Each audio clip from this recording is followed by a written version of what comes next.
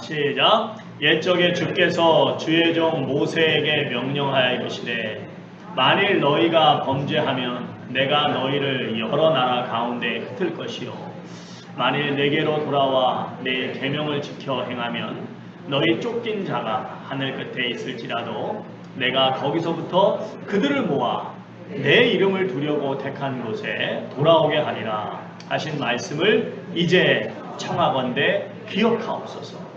이들은 주께서 일찍이 큰 권능과 강한 손으로 구속하신 주의 종들이요 주의 백성이니이다.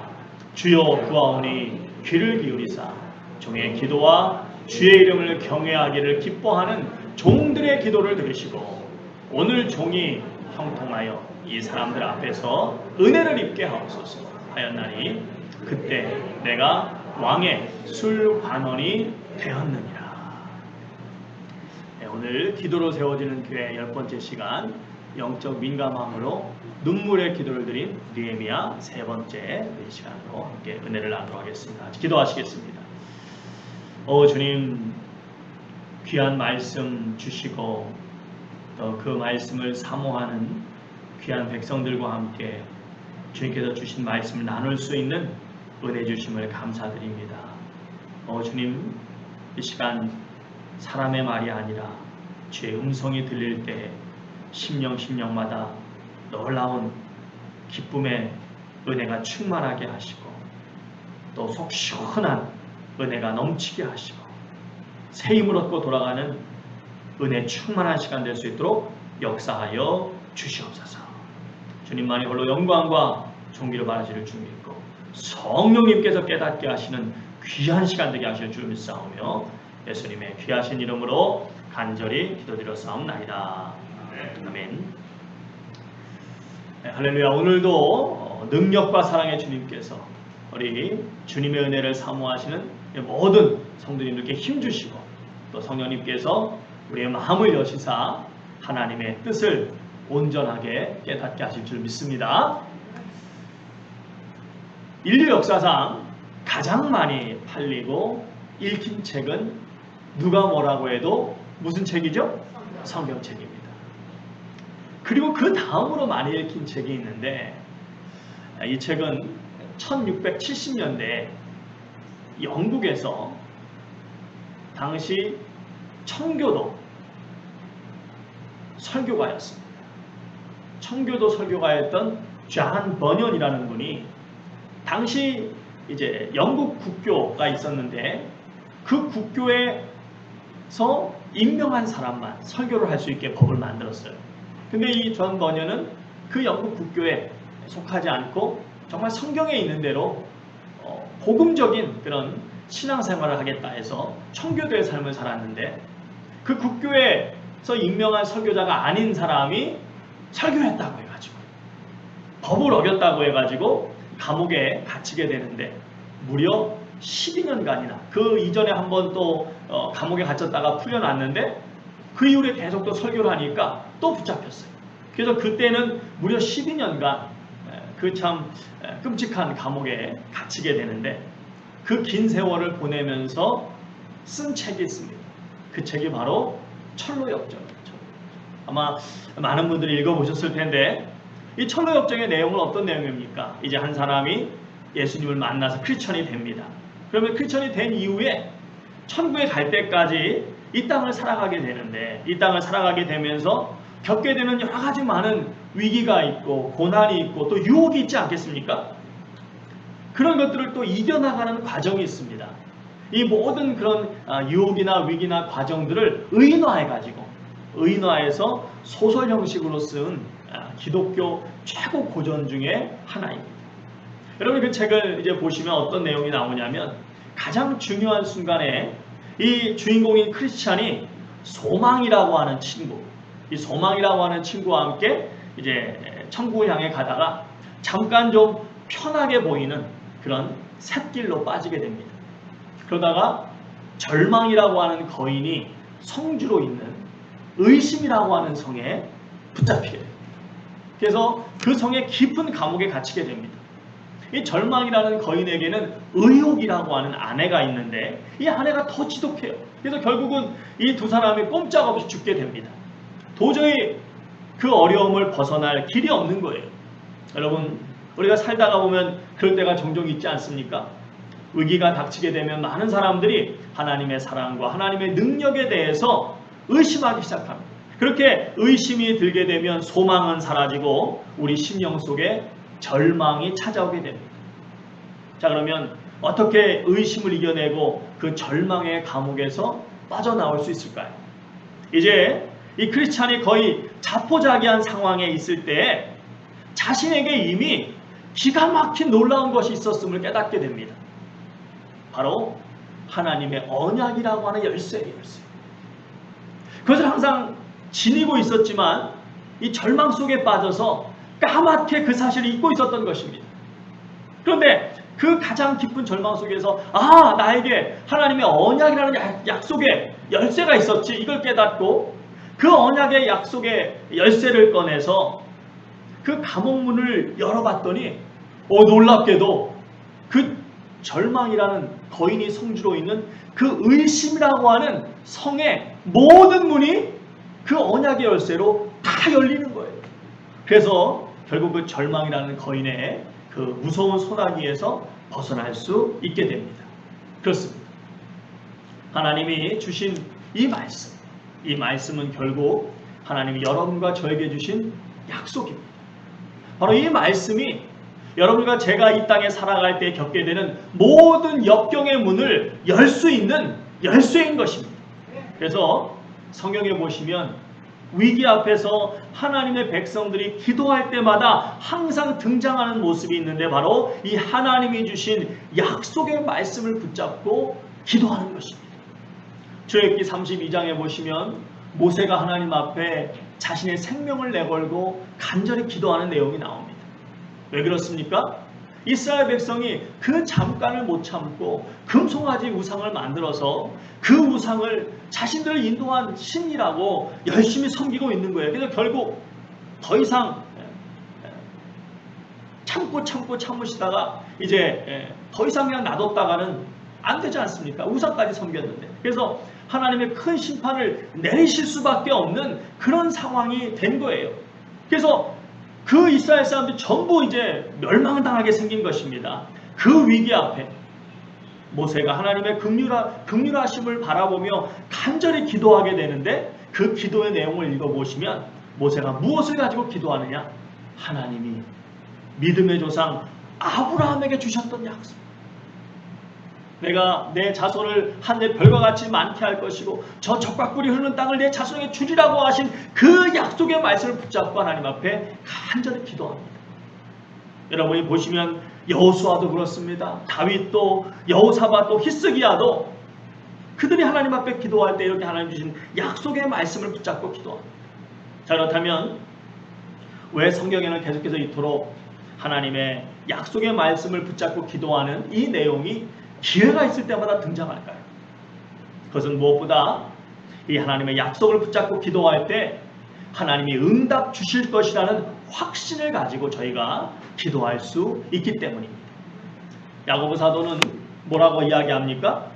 하나님이 받으시는 기도가 있는데 그 하나님이 받으시는 기도의 핵심은 무엇이냐? 바로 기도하는 자가 분명한 하나님에 대한 믿음을 가지고 기도해야 된다고 말씀하고 있습니다. 우리 야고보서 우리 한번 같이 보겠습니다.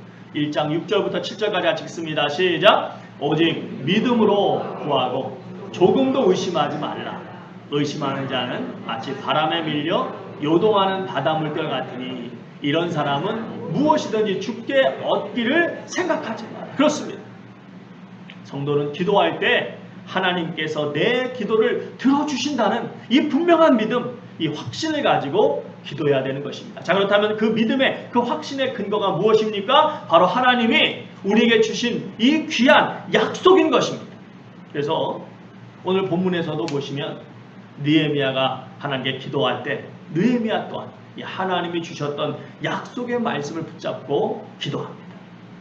오늘 여러분이 보시면 이 8절 9절에 이제 느헤미야가 하나님 주신 약속의 말씀을 붙잡고 기도하는 내용이 있는데 그 내용의 오리지널 버전, 하나님 원래 주셨던 그 말씀은 신명기 30장에 나옵니다. 여러분이 신명기 30장 1절부터 8절까지 꼭 읽어보시기 바랍니다. 저희가 좀 같이 읽어봤으면 좋겠는데 여러분 나중에 집 댁에 가셔서 꼭 신명기 30장 1절부터 8절까지 꼭 읽어보시기 바랍니다. 그 말씀은 하나님이 모세에게 주셨던 말씀이에요. 모세에게 주셨던 약속입니다. 그 약속을 붙잡고 느헤미야가 간절히 하나님 앞에 기도한 것입니다. 자, 여러분 생각해 보십시오. 지금 오랜 세월 포로 생활 속에 있던 이스라엘 백성이라고 생각하시고 한번 읽어보시면 그 말씀이 얼마나 힘이 되는지 몰라요. 저희 한번 다시 한번 8절 9절 말씀 같이 한번 읽어보겠습니다. 시작. 옛적에 주께서 주의 종 모세에게 자, 여러분 읽으실 때 그냥 읽지 마시고 여러분이 지금 오랜 세월 사랑하는 고국을 떠나서 이방 민족 사이에서 눈치 보며 살아가는 포로 생활을 하고 있다고 생각하시고 포로 생활을 하고 있다고 생각하시고 포로된 심정으로 읽으시기 바랍니다. 그냥 읽으시면 별로 안 와닿아요. 여러분이 포로라고 생각하시고 읽으시면 정말 이 말씀이 얼마나 힘이 되는지 몰라요. 다시 한번 읽습니다. 시작. 옛적에 주께서 주의 종 모세에게 명령하여 이르시되 만일 너희가 범죄하면 내가 너희를 여러 나라 가운데 흩을 것이요 만일 내게로 돌아와 내 계명을 지켜 행하면 너희 쫓긴 자가 하늘 끝에 있을지라도 택한 곳에 돌아오게 하리라 하신 말씀을 이제 청하건대 기록하옵소서. 여러분 그렇습니다. 100년이 넘는 긴 포로 생활을 하면서 이제 하나님의 백성으로서의 정체성도 희미해지는 것입니다. 내가 이스라엘 사람이다. 유대인이다. 하나님이 하나님의 선민으로 택하셨다. 이 정체성도 희미해지고 하나님을 향한 야훼 신앙의 뿌리마저도 흔들릴 수 있는 그런 위험 속에 있는 것입니다. 그런 가운데서 하나님이 주신 이 약속의 말씀, 얼마나 이 말씀이 힘이 되고 얼마나 위로가 되는 말씀이었겠습니까? 바로 하나님의 뜻을 저버리고 그 벌로 나라도 망하고 포로로 잡혀왔지만 하나님이 주신 이 귀한 약속의 말씀이 있었기 때문에 여전히 하나님의 긍휼하심을 붙잡고 그 앞에 나아가 호소할 수가 있었던 것입니다. 사랑하는 성도 여러분, 이처럼 성도는 하나님의 말씀을 잘 알아야 됩니다. 물론 그렇다고 저희가 기도할 때마다 하나님의 말씀을 그냥 계속 이렇게 인용하면서 그렇게 꼭 기도해야 된다는 건 아니에요. 물론 그렇게 할 수 있으면 좋지만 꼭 그렇게 하나님의 말씀을 있는 그대로 우리가 인용하면서 그렇게 꼭 기도하지 않더라도 그렇게 하지 않더라도 적어도 이렇게 하나님이 우리에게 약속을 주셨다는 귀한 믿음의 약속을 주셨다는 이 사실을 인식하고 확신을 가지고 은혜의 보좌 앞에 담대히 나갈 수 있는 우리 모든 성도님들 되시기를 주님의 이름으로 축원드립니다. 여러분 스티뮬러스 책 다 받으셨죠? 아이고 안 달라 그래 안 달라 그래 아이고 그걸 뭐 이렇게 답을 못 하셔. 제가 그걸 뭐 여러분한테 뭐 어떻게 뭐 절대 안심하세요. 제가 그걸 뭐라 하겠어요. 제가 오늘 이렇게 잠깐 보니까는 바이든 대통령이 4차까지 생각해요. 4차 좋은 나라야. 좋은 나라야. 지금 3차 나왔는데 4차까지 어쩌고 얘기하더라고요. 이야 어쨌든 받으셨죠? 근데 여러분 만약에 못 받으셨어. 받아야 되는데 못 받으셨어. 그러면 나는 못 받나 보다. 그리고 가만히 있습니까? 아니죠. 당당하게 달라고 요구해야 돼요. 왜요? 나라에서 미국 정부에서 뭐 했기 때문에? 주겠다고 약속했기 때문에 그 약속을 근거로 해서 받아야 되는데 못 받았으면 그냥 가만히 있는 것이 아니라 당당하게 요구해야 되는 것입니다. 여러분 그처럼 약속이 중요한 것입니다. 그럼에도 불구하고 사실 우리 주변에 보시면 이 약속을 저버리는 분들이 얼마나 많습니까? 마음이 변해서 지키지 못할 수도 있고 또 아니면 자신의 이익을 위해서 거짓 약속을 했을 수도 있고 때로는 지키고 싶어도 능력이 없어서 지키지 못할 때가 얼마나 많이 있습니까? 하지만 우리 하나님은 뭐라고 말씀하십니까? 하나님은 사람이 아니시니 거짓말을 하지 아니하시고 인생이 아니시니 후회가 없으시도다. 어찌 그 말씀하신 바를 행하지 아니하시며 어찌 그 하신 말씀을 실행하지 아니하시랴. 시건치 않으신 하나님, 거짓이 없으신 하나님은 또 무엇보다 약속하신 것은 반드시 이루실 수 있는 능력이 있으신 하나님은 자신이 약속하신 것을 반드시 이루어 주신다는 것입니다. 그래서 때로는 여러분 어떻습니까? 성경에 보시면 이스라엘 백성이 너무나 많은 악을 범해서 하나님이 약속을 지키실 이유가 하나도 없어요. 그럴 때조차도 하나님이 아브라함의 약속을 기억하시고 이스라엘 백성들에게 은혜를 베풀어 주신 것을 성경은 증거하고 있습니다. 우리 열왕기하 우리 13장 말씀 같이 보겠습니다. 시작. 여호와께서 아브라함과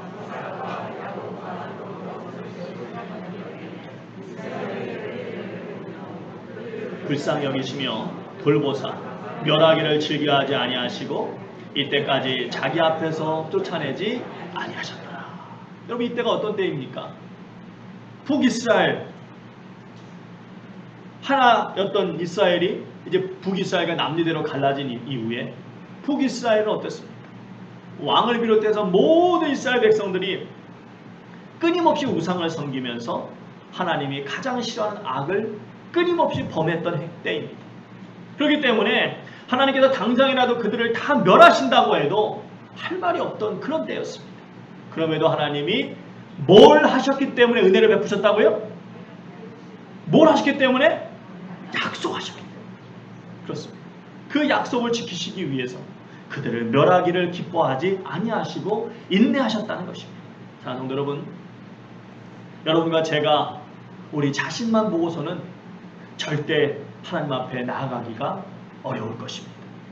하지만 하나님께서 이처럼 귀한 약속을 주셨기 때문에 특별히 예수 그리스도를 통해서 내가 너를 나의 자녀 삼으신다고 약속해 주셨기 때문에 여러분과 제가 은혜의 보좌 앞에 담대히 나아갈 수 있음을 믿으시기 바랍니다. 할렐루야! 자, 그런데 여러분 저희가 약속을 붙잡고 기도한다고 할 때 반드시 우리가 기억해야 될 또 하나의 중요한 사실이 있습니다. 많은 사람들이 이처럼 하나님의 약속을 붙잡고 기도한다고 할 때 대부분 어떤 생각을 하냐면 우리의 권리나 우리의 어떤 요구 이런 것만을 생각할 때가 있어요. 그것은 여러분 맞기는 맞는데 반만 맞는 거예요. 자, 그러면 나머지 반은 뭐냐? 성도가 하나님의 약속을 붙잡고 기도해야 하는 또 다른 중요한 이유는 바로 하나님의 뜻에 맞게 기도하기 위해서입니다. 여러분 야고보 사도는 이에 대해서도 잘 말씀해 주시고 계시는데요. 사랑하는 성도 여러분, 기도라고 다 같은 기도가 아닙니다. 아무리 열심히 기도해도 하나님의 뜻에 맞지 않는 기도, 다시 말해서 하나님이 받지 않으시는 기도가 있어요. 그것은 바로 내 욕심을 위해서 간구하는 것입니다. 그런 기도는 아무리 열심히 해도 하나님이 응답하지 않으신다는 것입니다. 그래서 야고보서 4장 3절에 보시면 구하여도 받지 못하면 정욕으로 쓰려고 잘못 구하기 때문이라고 말씀하고 계십니다. 무슨 뜻입니까? 내 인간적인 즐거움, 내 인간적인 욕심을 위해서 간구하는 기도는 하나님이 아무리 열심히 해도 응답하지 않으신다는 것입니다. 자, 그렇다면 여러분 과연 무엇이 정욕을 위해서 구하는 것입니까? 예를 들어서 여러분이 이제 가게를 하나 차렸어요. 가게. 자, 그러면 여러분이 어떻게 기도하겠어요? 하나님, 제 이 가게가 적당히 그냥 잘 되든지 말든지 알아서 해주시기 바랍니다. 그냥 하나님 그냥 심심치 않게만 해주세요. 그렇게 기도하실 분 계십니까? 아마 전혀 없을 것입니다. 하나님, 저희 가게를 축복해 주시옵소서. 정말 좋은 소문 나게 해주시고 하나님 진정으로 이 가게를 통해서 그리고 목사님 오셔가지고 축복기도 하나님 또 축복기도 좀 약하게 해봐. 인상 쓰면서 목사님 좀 세게 여러분, 만약에 우리가 그렇게 기도한다면 그것이 정욕을 위해서 기도하는 것입니까? 그것이 욕심을 위해서 기도하는 것입니까? 만약에 그렇다면 여러분과 저는 어떤 축복도 어떤 복도 바라는 기도를 해서는 안 될 것입니다. 자녀가 잘 되기를 위해서 기도해서도 안 될 것이고 건강하기를 위해서 기도해서도 안 될 것이고 여러분 저는 또 목사로서 이 교회가 부흥되기를 위해서도 정말 하나님 우리 교회 크게 부흥되게 해주십시오. 이렇게 기도해서는 안 될 것입니다. 왜 그렇습니까? 이 교회가 크게 부흥되면 아무래도 제가 원하든 원하지 않든 제 이름이 알려질까요? 안 알려질까요? 알려지죠. 그래서 그냥 제 핸드폰이 막 바빠지는 거예요. 그래서 제가 딱 핸드폰을 폼 잡고 잤습니다. 새누리교회 장완순 목사입니다. 딱 목소리를 쫙 깔죠. 그러면 또 저쪽에서 목사님 목사님 소문 많이 들었습니다. 말씀이 그렇게 은혜로우시고 교회가 크게 부흥하셨다고 하시는데 목사님 이번 5월달에 바쁘시겠지만 저희 교회 오셔서 부흥회 한번 해주십시오. 아 그래요? 제가 새끼줄 한번 보고 말씀을 드려보겠습니다. 김비서 새끼줄 좀 갖고 와봐. 아이고 어떡하나 죄송해서 5월달에 캘리포니아에 있는 목사님들이 우리 교회 좀 배우러 오시겠다고 견학 오시겠다고 하셔가지고 제가 그땐 자리를 비울 수가 없네요. 죄송해서 어떡하나. 여러분 그럴 때가 올까요? 그럴 때가 올까요? 할렐루야 할렐루야. 여러분 이처럼 교회가 크게 부흥하면 제가 원하든 원하지 않든 제가 알려질 수밖에 없습니다. 그렇기 때문에 교회 부흥을 위해서도 저는 그것이 만약에 내 욕심을 위해서 내 정욕을 위해서 구하는 것이라면 그것도 여러분 제가 교회 부흥을 위해서 기도해서는 안 되는 것입니다. 자 그렇다면 여러분과 저는 어떻게 기도해야 될까요? 성경은 여러분 정욕을 위해서 구하지 말라고 하시지만 또 동시에 뭐라고 말씀하십니까? 내가 범사에 잘되고 내 영혼이 잘된 같이 내가 범사에 잘되고 강건하기를 성경은 또한 구하고 있습니다. 다시 말해서 여러분과 저는 이 땅에서 하나님의 복을 받아서 잘되기를 간구해야 된다는 거예요? 안 해야 된다는 거예요? 간구해야 된다는 것입니다. 자 그렇다면 여러분과 제가 잘되기를 위해서 기도하면서도 어떻게 이 정욕을 위해서 구하지 않는 것이 될 수 있을까요? 어떻게 욕심을 위해서 구하지 않는 것이 될 수 있을까요? 그것은 바로 구하는 목적이 분명해야 된다는 것입니다. 여러분 단지 내가 돈을 많이 벌기를 원하고 단지 내가 건강하기를 원하고 단지 내가 잘되고 형통하기만을 바란다면 무당 찾아가는 세상 사람들이나 다를 바가 없는 거예요. 하지만 이 세상을 창조하시고 자신의 뜻대로 운행하시는 참 하나님을 믿는 진정한 성도라면 내가 왜 건강하기를 원하는가? 내가 왜 부자가 되기를 원하는가? 내가 왜 내 자녀들이 잘 되기를 원하고 내가 왜 내가 섬기는 교회가 부흥하기를 원하는가? 그 이유가 그 목적이 분명해야 됩니다. 그 목적이 무엇입니까? 그 이유가 무엇입니까? 그 목적은 오직 하나, 하나님의 영광을 나타내고 하나님의 나라가 확장되는 일에 쓰임받는 삶이 되기를 바라기 때문입니다. 고린도전서 우리 10장 31절 말씀 같이 한번 보겠습니다. 이건 다 외웠으면 좋겠어요. 같이 읽습니다. 시작. 그런즉 너희가 먹든지 마시든지 무엇을 하든지 다 하나님의 영광을 다시 한번 시작. 그런즉 너희가 먹든지 마시든지 무엇을 하든지 다 하나님의 영광을 다시 한번 시작. 그런즉 너희가 먹든지 마시든지 무엇을 하든지 다 뭐를 위해서? 하나님의 영광을 위해서. 하나님의 영광을 위한 분명하고 거룩한 목적을 가지고 기도할 때 하나님의 영광이 나타나는 열매가 맺어지게 되는 것입니다. 이처럼 하나님의 뜻을 진정으로 구하는 사람에게는 특징이 있는데 첫 번째로 결과에 따라 흔들리지 않습니다. 제가 예전에 섬기던 교회에 중등부 교사가 한 30여 명 됐어요. 중등부 교사만 30여 명 됐는데 그 중에 한 분이 아주 열심히 하시던 분이에요. 이분이 경제적으로 굉장히 괜찮습니다. 그래서 자신이 먹고 사는 데는 뭐 크게 문제가 없어요. 그런데 이분이 자신은 좀 더 하나님께 헌신하고 싶다. 정말 중등부를 위해서 굉장히 중등부를 사랑하시는 분이에요. 그래서 중등부 이제 10대 아이들, 이 아이들을 위해서 내가 좀 더 헌신하고 싶다. 그래가지고 이분이 대출을 받아가지고 그때 막 이제 핸드폰 가게가 막 이제 유행하던 때였는데 핸드폰 가게를 하나 딱 열었어요. 근데 그 핸드폰 가게를 딱 열었는데 핸드폰 가게가 기가 막히게 안 됐어. 정말 나름대로 기대를 하고 기도하고 막 해서 이렇게 열었는데 안 되는 거예요. 안 되는 거예요. 그랬더니 여러분 이분이 낙심하고 위축이 돼가지고 얼마 있다가는 그동안 오랫동안 잘해오더니 중등부 교사 직분까지 내려놓겠다는 거예요. 자 여러분 어떻게 생각하십니까? 정말 이분이 내가 좀 더 잘 살기 위해서가 아니라 정말 주님을 위해서 이 사업을 한다고 했는데 진짜 주님을 위해서 사업한 것 같습니까? 아니었던 것 같습니까? 우리가 그 입장이 아니기 때문에 함부로 우리가 말할 수는 없겠지만은 정말 진짜로 하나님을 더 잘 섬기기 위해서 사업을 시작한 것이었다면 잘 되면 좋겠지만 안 된다고 해도 상관이 있어요, 없어요? 상관이 없는 것입니다. 하나님 이 세상 모든 만물의 주인이신데 사실 내가 드려봤자 얼마나 드리겠습니까? 중요한 것은 하나님을 사랑하는 그 마음인 것입니다. 그래서 우리 주님께서도 부자의 많은 헌금보다도 과부의 두 렙돈, 지금으로 따지면 1달러도 안 되는 1달러도 안 되는 돈임에도 불구하고 그 귀한 두 렙돈을 귀하게 여긴 것입니다. 그것이 여러분 하나님께서 정말 예수님의 그 말씀이 무엇을 의미하느냐? 그것이 바로 하나님께서 여러분과 저를 평가하시는 기준이라는 것입니다. 하나님은 중심을 보시는 것입니다. 그러므로 진정 하나님의 영광을 위해서 우리가 살아간다고 할 때 착각하지 말 것은 그것이 곧 세상적인 성공을 의미하지는 않는다는 것입니다.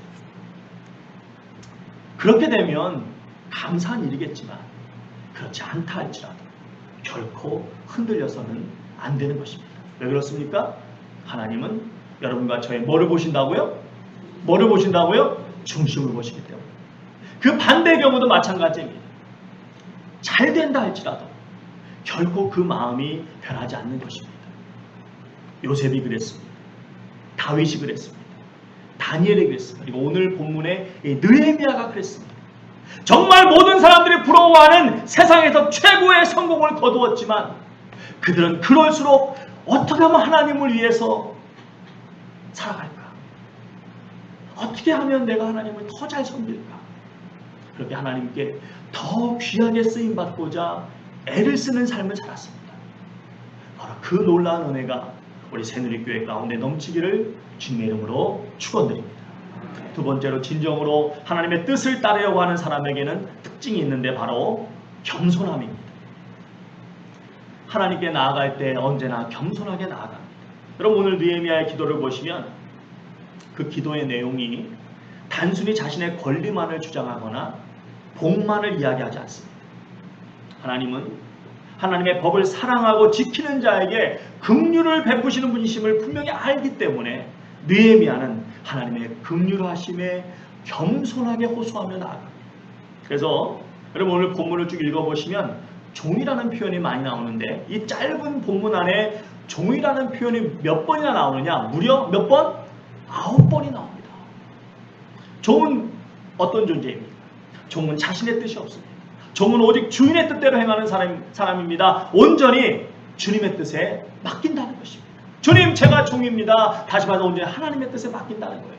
특별히 주목할 것은 우리 11절 같이 한번 읽겠습니다. 같이 읽습니다. 시작. 주여 구하오니 귀를 기울이사 종의 기도와 주의 이름을 경외하기를 기뻐하는 종들의 기도를 들으시고. 자 여러분 보시기 바랍니다. 종들이라고 말하고 있습니다. 여러분 느헤미야가 자신만을 가리킨다고 하면 단수를 써야 돼요? 복수를 써야 돼요? 단수를 써야 됩니다. 여러분 느헤미야에게도 다니엘의 그 세 친구 사드락과 메삭과 아벳느고 같이 목숨을 두려워하지 않는 그런 정말 믿음 좋은 친구도 있었을까요? 그건 확실치 않습니다. 하지만 분명한 것은 당시 그 모든 유대인들이 처했던 상황을 생각해 본다면 느헤미야는 오히려 엘리야 선지자 같은 심정으로 기도하는 것이 더 자연스럽게 보일 수 있다는 거예요. 오 하나님 나 혼자입니다. 하나님 저 혼자입니다. 이렇게 기도하는 것이 더 자연스럽게 보일 수 있었다는 것입니다. 생각해 보십시오. 하나님의 법을 어기고 하나님의 뜻을 저버렸기 때문에 나라는 망해버렸습니다. 대부분의 백성들은 죽거나 포로로 끌려와 있었습니다. 바벨론에서 어느 정도 자치권을 주기는 했지만 여전히 포로였기 때문에 눈치 보며 살고 있었을 것입니다. 그런 유대인들에 비해서 느헤미야는 지금 그 거대한 제국 바사의 최고 상류층에 올라갔어요. 그것만이 아니라 영적으로도 깨어있어서 하나님만이 참된 역사의 주관자이심을 분명히 하는 믿음을 가지고 하나님께 나아가고 있습니다. 그런 느헤미야가 볼 때 다른 유대인들은 어찌 보면 정말 한심하고 화가 나는 짜증스러운 그런 하찮은 존재로 여겨질 수 있었을 것입니다. 하지만 느헤미야는 결코 그렇게 생각하지 않았어요. 그들을 믿음의 동역자로 함께 주님의 일을 감당해 나가야 할 귀중한 믿음의 형제자매로 여겼던 것입니다. 그래서 자신만을 내세운 것이 아니라 다는 아닐지 몰라도 분명히 자신과 같이 하나님을 사모하는 사람들이 있을 것을 믿고 하나님께 나갔던 것입니다. 그래서 종이 아니라 뭐라고요? 종들이라고 한 것입니다. 사랑하는 성도 여러분, 건강한 교회, 하나님이 기뻐하시는 교회가 어떤 교회이십니까? 빌립보서 2장 3절에 있는 말씀처럼 자신보다 다른 사람을 존중하고 높이는 마음으로 서로 협력하는 교회, 그 교회가 하나님이 사랑하시는 교회인 줄 믿습니다. 그리고 하나님이 사랑하시는 그 하나님이 찾으시는 그 교회가 바로 자신이 없으세요? 다시 그 교회가 새누리의 교회인 줄 믿습니다. 아멘. 세 번째로 진정 하나님의 뜻을 구하는 사람은 그의 합당한 대가를 기꺼이 지불합니다. 여러분, 오늘 느헤미야 기도의 클라이막스는 11절 하반절입니다. 우리 오늘 종이부터 한번 읽겠습니다. 중간부터 시작. 오늘 종이 형통하여 이 사람들 앞에서 은혜를 입게 하옵소서 하였나니 그때 내가 왕의 술관원이 되었느니라. 여러분, 오늘 본문에서 이 사람들은 바로 자신이 모시고 있는 아닥사스다 왕과 그의 신하들을 이야기하는 것이고, 좀 더 좁게 구체적으로는 바로 그 아닥사스다 왕을 가리키는 것입니다. 아니 여러분, 지금 느헤미야는 왕의 총애를 받고 있는 사람입니다. 그런데 그런 사람은 왜 이토록 왕의 은혜를 입기를 간절히 간구하고 있었을까요? 사실 여러분 이제 느헤미야서를 쭉 읽어보시면 아시겠지만 느헤미야가 무엇을 하려고 하는지 여러분 아시죠? 자, 그 일이 보통 어려운 일이 아니었습니다. 먼저 정치적인 문제가 있었습니다. 여러분이 페르시아 왕조 역사를 보시면 이 시기는 아케네메스 왕조라고 불리는 시기였는데 전성기가 지나고 말기에 접어들던 때였습니다. 이때쯤부터 제국 내에 파벌이 생기면서 조금씩 왕조가 약해지기 시작했습니다. 다시 말해서 지금 아닥사스다 왕의 심기가 좋았다는 거예요? 불편했다는 거예요? 불편했다는 거예요. 지금 왕의 심기가 굉장히 예민해 있었다는 것입니다. 그런 가운데 왕의 가장 최측근 중에 한 사람이 이 느헤미야가 왕의 곁을 떠나려고 하고, 그 이유가 무엇입니까? 그것도 다 망한 나라의 성벽을 재건하러 간다고 한다면 그 일이 왕의 기쁨이 될까요? 아니면 왕을 노하게 할까요? 왕을 노하게 할 만한 충분한 사유가 될 수 있었고, 만일 느헤미야를 미워하는 정적들이 있었다면 얼마든지 느헤미야를 역모를 도모하는 반역죄인으로 몰 수 있었던 것입니다. 또 만에 하나 느헤미야가 어렵게 허락을 받고 간다고 할지라도 그 가는 길이 결코 만만한 길이 아니었습니다. 부지런히 간다고 해도 최소한 한 달 이상 걸리는 먼 길이었고, 가는 도중에 또 많은 위험이 도사리고 있었습니다. 또 만에 하나 잘 도착한다고 해도 그 다 무너진 성벽을 재건하기 위해 들어가는 그 많은 물자를 조달한다는 것이 쉬운 일이었을까요? 어려운 일이었습니다. 그것들에 더해서 가장 큰 문제가 있었습니다. 여러분, 이 느헤미야서와 더불어서 이 포로 시대의 상황을 전하고 있는 또 하나의 포로 시대의 역사서가 있습니다. 그 역사서가 뭐죠? 에스라입니다. 여러분이 에스라서를 읽어보시면 아시겠지만 이스라엘 이 땅에는 이 유대인들이 잘 되는 것을 시기하고 질투하고 반대하는 정적들이 정말 많이 있었습니다. 그래서 여러분 느헤미야서를 쭉 읽어보셨으면 아시겠지만 얼마나 많은 반대들과 얼마나 많은 위험들이 등장합니까? 그렇기 때문에 이 모든 악조건들을 뚫고 성벽을 재건한다는 것은 거의 불가능에 가까운 일이었고, 느헤미야의 목숨까지 위험해질 수 있는 그런 정말 위험한 길이었던 것입니다. 느헤미야는 여러분 당시에 정말 잘 먹고 잘 살고 있었습니다. 그런 느헤미야가 굳이 그렇게 사서 생명의 위험까지 느끼면서 그 고성의 길을 갈 필요가 전혀 없었던 것입니다. 그런데 바로 그 고생의 길을 가겠다는 것입니다. 왜요? 느헤미야는 자신의 안위보다는 현재 고통 속에 있는 하나님의 백성들이 조금이라도 회복되어 하나님의 영광을 나타내는 귀한 일에 한시라도 빨리 쓰임받기를 원했기 때문입니다.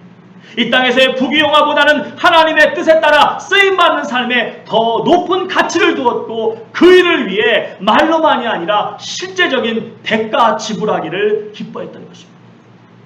사랑하는 성도 여러분, 보통 사람들이 왜 하나님의 은혜를 구합니까? 왜 하나님의 복을 사모합니까? 지금보다 더 편해지고 싶어서, 지금보다 더 가지고 싶어서 구하는 거 아니겠습니까? 하지만 느헤미야가 구한 것은, 느헤미야가 구하는 하나님의 은혜는 하나님의 영광을 위해서 생명이 위협받는 이 험난한 길을 갈 수 있게 해달라. 하나님, 당신의 영광을 위해서 내가 이 고난의 길을 가고 싶습니다. 그 고난의 길을 갈 수 있는 은혜를 저에게 허락하여 주시옵소서. 여러분, 하나님께 쓰임받는 사람은 달라도 뭔가 다르지 않습니까? 제가 지금 느헤미야를 설교하고 있습니다만 설교하면 할수록 정말 존경스럽고 놀라우면서 동시에 과연 내가 그와 같은 삶을 살 수 있을까 생각해보면 쉽게 답이 나오질 않습니다. 그러나 그럼에도 불구하고 여러분과 제가 느헤미야 같은 똑같은 삶을 살지 못한다 할지라도 하나님께 쓰임받고자 하는 이 간절한 마음만은 우리가 꼭 기억할 수 있기를 간절히 소원합니다.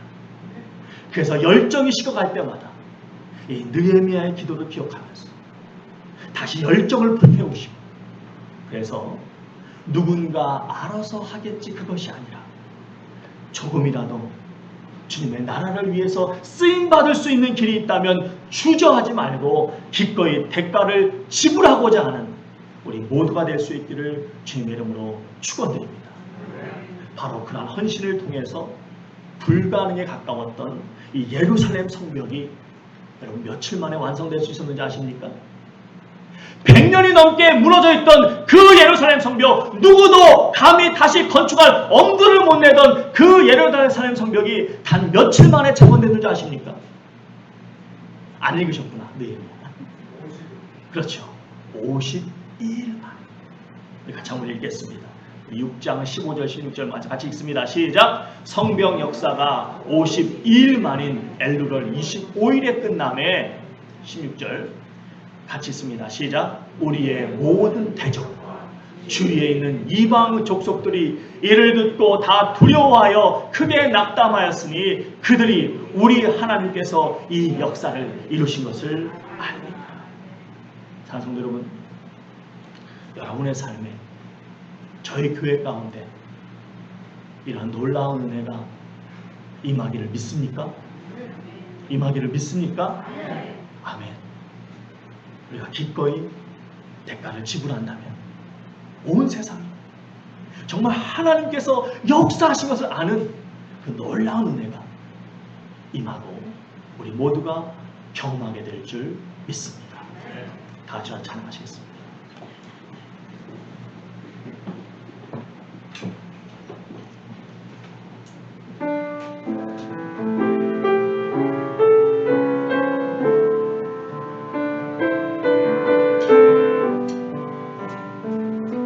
주보여 날 정결케 하고 주보여 날 자유케 하니 주 앞에 나 예배하는 이 시간 나의 모든 것을 주께 드리네. 주의 손 날 위해 지키셨고 주의 발 날 위해 박히셨으니 이제 내가 사는 것이 아니요 오직 주를 위해 사는 것이라.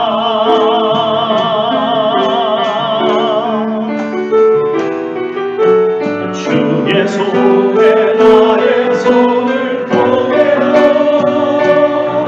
또 주의 발에 나의 발을 보게요 나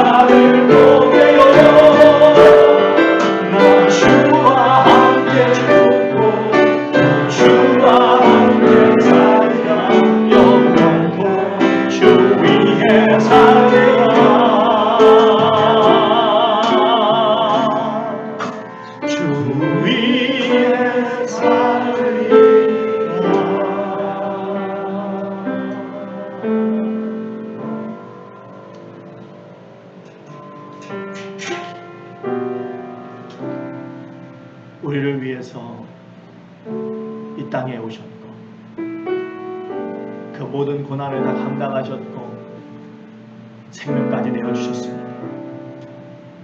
그 주님의 은혜를 기억하며 저희 또한 이 시간 주님 위에 살겠다고 찬양으로 저희의 믿음을 고백했습니다.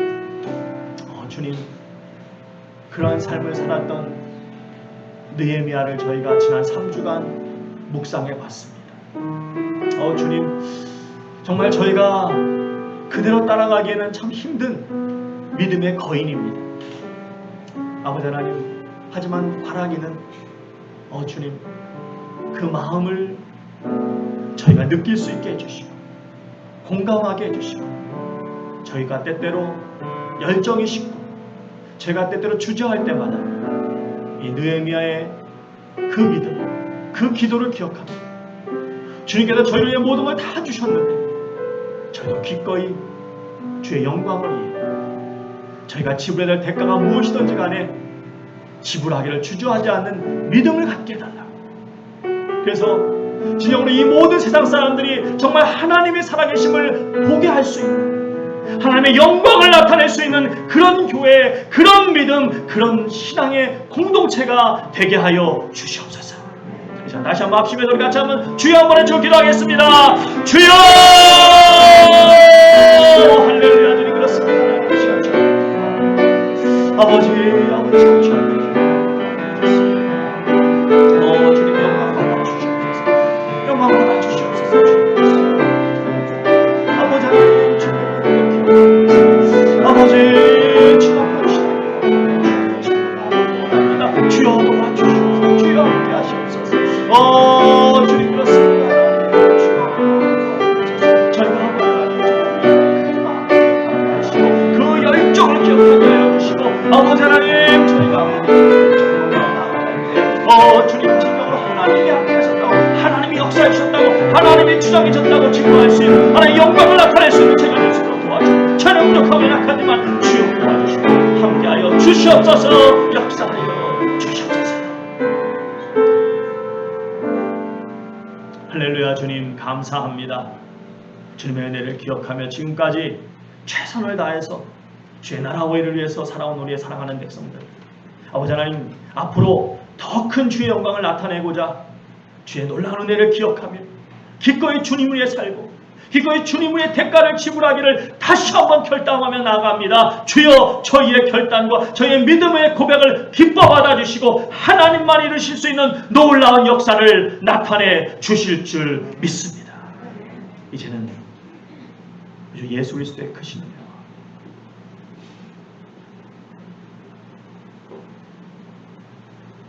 우리 주 아버지 하나님의 크신 사랑과 우리 주 성령님의 감동하심의 역사가 진실로 우리 하나님의 은혜를 기억하며 주의 영광을 위해서 사는 삶에 더 높은 가치를 두고 기꺼이 대가를 지불하기로 결단하며 머리 숙인 주의 모든 권속들이 이제부터 영원까지 함께 있을지어다. 아멘.